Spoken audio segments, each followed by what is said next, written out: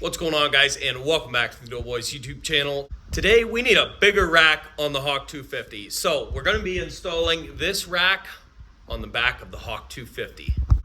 I'm not sure about you guys, but it certainly has been difficult for me to get gear strapped onto the back of the Hawk 250. And it seems like every time I have stuff falling off to either side, and there's just never enough room to bring the necessary stuff, especially for me because I like to do a lot of winter camping. So therefore, I've got to have a decent bit of extra gear than just your typical summer camping pack. So anyways, we have this rack. It's off of the front of a Rancher 420. If you guys don't know what that is, it's actually that thing right over there. So if you're looking for a rack that actually fits and works pretty good, that is what you're looking for, a Rancher 420 rack. Now, as you can see, this thing has seen better days, so we have some pieces to re-weld back in, and a few things like that, which we'll be doing that today. And then also, we're going to have to figure out how to mount this thing up to the Hawk 250. So, with all that being said, let's go ahead and get this thing fixed up, and then we can figure out how to mount it.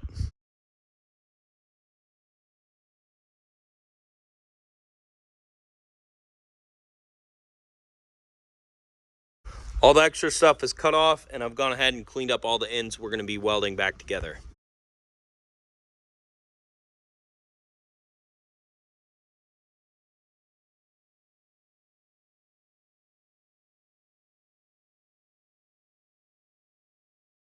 So we have all the pieces cut out to put this rack back together, so we're going to be doing that now.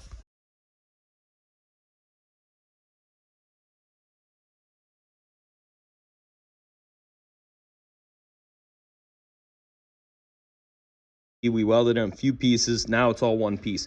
So this thing's already outrageously huge for a bike, but it does fit the lines. The one thing I wanted to do here, since it's already this big, we may as well go even bigger with it. Go big or go home, right? So I'm actually going to extend the back up another couple inches at least. Like I said, just so I can comfortably carry gear around. And this isn't going to be on here all the time. It's just going to be bolted on here when I'm going winter camping on the Hawk 250. But it doesn't really matter anyways. This isn't going to make a huge difference in how the bike handles the rack itself. Of course, once we get gear on there, it will. But again, you know, if you put pan hard bags on one of these things, it's the same difference. So anyways, with that being said, let's go ahead and extend this rack a little bit more. I already cleaned up the corners here, as you guys can see. We're going to be using some of the scrap steel and an old set of handlebars to extend this.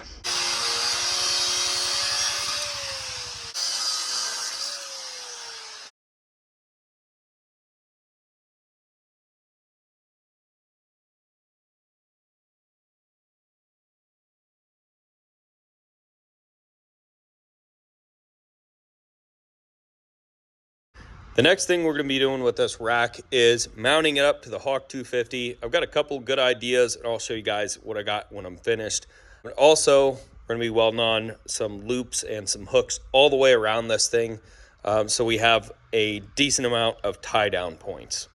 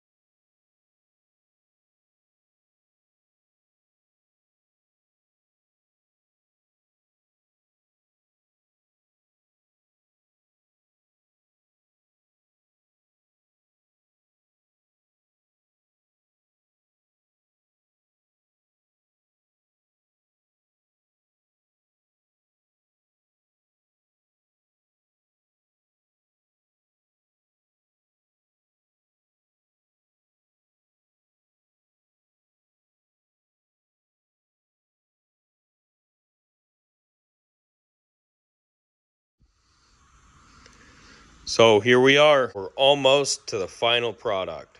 So the nice thing about this rack is we should have plenty of space with the size of this thing, but also it's going to be really, really easy to tie stuff down. So Again, I don't know if you guys have had any of these issues.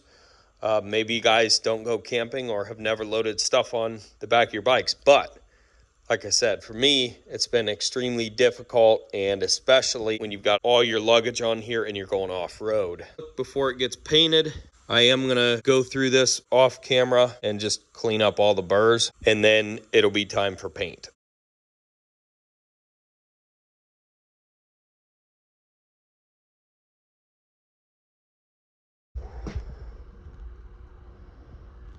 As you guys could see, the painting of the rack went well.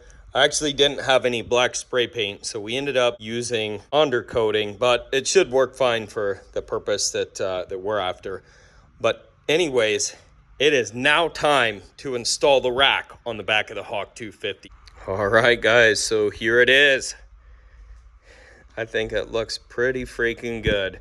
And obviously, like we were talking about before, the best part of this is that I'm going to be able to fit all my winter gear on here and do some winter camping. And that's really what this is all about.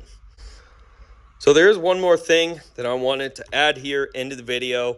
And that is, if you guys are going to make a rack like this, the more mounting points, the better. So as you guys could see, we got 6 actual mounting spots and 6 bolts in this thing. So it's actually really, really sturdy, and it's not going to be going anywhere. Well, that's going to be it for this video, guys. If you enjoyed watching, don't forget to rate, comment, and subscribe. Check out that description box below for more videos like this, and we'll catch you guys on the next video. Peace.